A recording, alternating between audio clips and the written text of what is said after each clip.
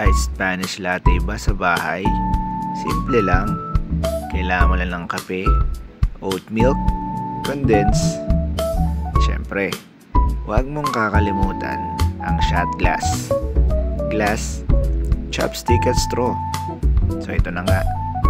Lagyan na natin ang glass ng condense. Siyempre, huwag mong kakalimutan ang oat milk.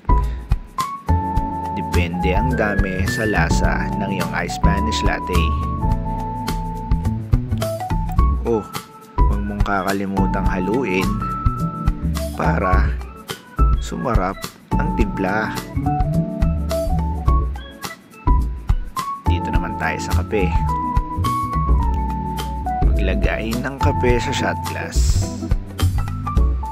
Damihan para matapang.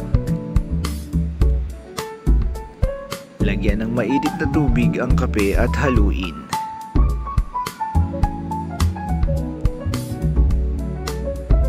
Oops, tapos na. Maglagay naman tayo ng yelo sa baso. Mas madami, mas masarap. Oops, shortcut.